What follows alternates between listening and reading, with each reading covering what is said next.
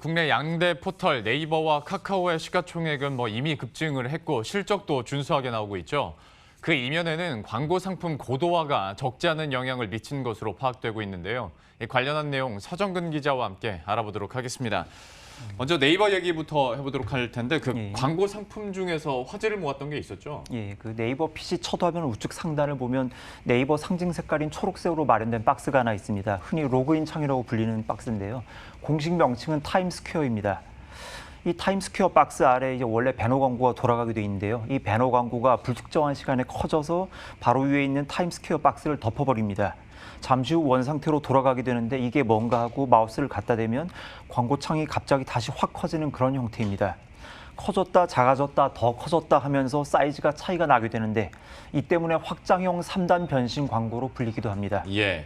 그런데 이게 로그인 창도 덮고 갖다 대면 화면 전체를 덮는 경우다 보니까 좀 불편하다, 좀 이거는 싫다라는 반응이 당연히 나오지 않을까 싶은데요. 네, 그거 당연한 일이죠. 가령 이용자가 자신이 가입한 카페를 둘러보거나 이 메일 서비스를 이용하려고 타임스퀘어 영역을 찾다 마침 광고가 커지는 타이밍에 보면 로그인 창 자체가 잠시 안 보이는 그런 경우가 생길 수 있겠죠. 로그인과 직결되는 개인화 영역이다 보니 로그인과 직결되는 개인화 영역을 덮는 광고 상품이라는 점에서 그 광고에 대한 관심과 별개로 광고 클릭이 발생할 수도 있습니다. 이런 방식의 광고 배너 클릭을 보는 사람에 따라서 부정 클릭으로 보는 이들도 있는데요. 물론 아주 짧은 순간이긴 한데 그 소비자 입장에서 그렇게 유쾌한 경험일 것 같지는 않습니다. 예. 다른 곳이라 모를까 국민 플랫폼 네이버가 마치 P2P 사이트 같은 그런 광고 상품을 내보내는 게 격에 맞지 않아 보이는 측면이 분명 있습니다. 그러니까 어찌 보면 네이버 자신들의 포털 화면까지 덮을 정도로 광고를 크게 키우는 건데 이렇게 되면 당연히 광고 단가는 비싸지 않을까라고 유추는 해봅니다만 이런 방식의 광고가 도입된 배경에는 뭐가 있을까요? 네이버 설명을 들어보면 배너가 커졌다 다시 작아지고 마우스 오버를 하면 다시 커지는 이런 방식의 광고가 원래 있었다고 합니다. 물론 배너가 커진다고 타임스퀘어 영역을 건드리진 않았죠, 그동안은.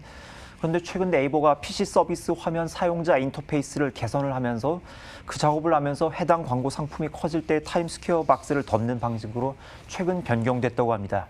제가 확장형 3단 변신 광고라고 불렀는데 정식 명칭은 롤링보드 퍼스트 뷰입니다. CPM, 즉 클릭 퍼 마일 방식의 보장형 광고인데요. 1000뷰를 달성할 때마다 광고주가 네이버에게 5,000원을 지급하는 그런 형태입니다. 네이버 첫 화면에 나오는 다른 CPM 배너 광고 단가가 1000뷰당 2,200원인 걸 감안하면 꽤 비싼 상품이죠. 예. 취재하는 과정에서 확인해보니 네이버는 해당 광고 상품 판매를 이제 중단했다고 합니다. 중단한 시점이 언제인지는 확인이 되지 않았는데 지난주 후반까지도 저 광고를 제가 볼 수 있었죠. 네이버 측은 최근 혹은 지금도 만약 저 광고를 볼 수 있다면 이미 판매 계약이 이루어진 상품을 불가피하게 소화하는 그런 상황일 거라고 해명했습니다.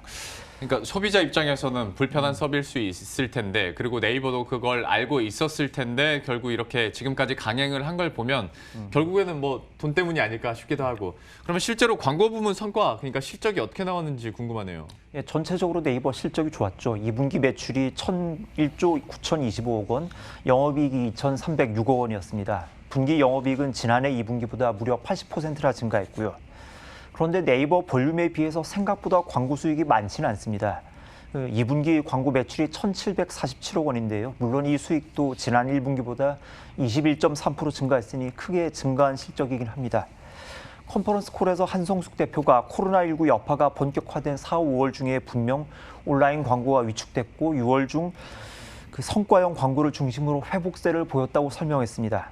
근데 앞서 우리가 언급한 롤링보드 퍼스트뷰는 성과형이 아닌 보장형 광고 시스템인데요. 이러한 광고 고도화 노력들이 더해져서 보장형 광고 상품 성과 부진도 한번 극복해보자 이런 보관이었을 것 같습니다. 예. 그러면 조금 더 근본적인 얘기도 해보도록 할 텐데 사실 카카오 같은 경우에도 카카오톡에 광고가 들어가면서 처음에는 불편하다, 눈에 거슬린다, 아니다, 참을만하다 이런 얘기들이 좀 많이 있었거든요.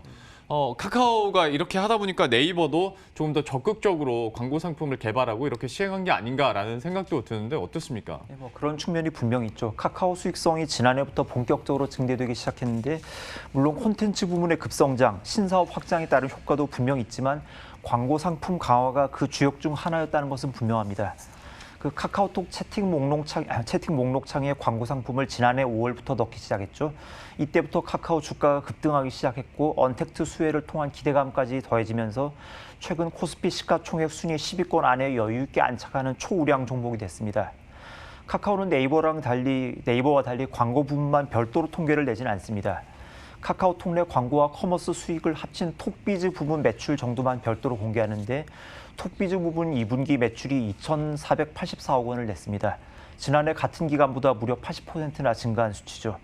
카카오톡에 탑재했던 형태의 광고 모델을 이제 카카오 페이지에도 탑재하면서 광고 수익 극대화를 꾀하고 있습니다. 예. 근데 아무리 생각해도 앞에서 소개를 해줬던 네이버 광고 같은 경우에는 그냥 화면 전체를 다 덮어버리는 그런 식이었지 않습니까? 글쎄요, 카카오도 약간 이런 무리수다 싶은 사례가 있습니까? 아직까지 뭐 그런 징후는 보이진 않는데요. 가령 카카오톡 채팅방 안에 광고를 넣으면 이제 난리가 나겠죠. 예. 근데 카카오는 절대 그런 일은 없을 거라고 밝혔고요. 이제 포털 빅2가 과거 철강, 조선 자동차 업종 간판 기업들이 차지했던 우리나라 한국을 대표하는 간파 우량주 자리를 이미 차지한 상황인데요. 물론 언택트 수혜를 입었죠. 한국형 포털 서비스는 그 특성상 플랫폼 안에서 모든 걸 다 할 수 있는 가두리 생태계를 완비한 형태입니다. 집안에서 즐길 수 있는 모든 즐길거리가 포털에 다 있고 쇼핑도 포털을 통해서 할 수 있죠. 호실적이 날 수밖에 없는 상황인데 호실적이 더욱 호실적일 수 있게 해준 게 호실적이 더욱 호실적일 수 있게 해준 숨어있는 2인치 정도가 광고 사업 고도화의 위상이었던 것 같습니다. 물론 말씀하셨던 것처럼 이번에 논란이 된 사례처럼 살짝 선을 넘은 경우가 있어서는 안 되겠죠. 예. 지금까지 서정근 기자와 함께했습니다. 잘 들었습니다.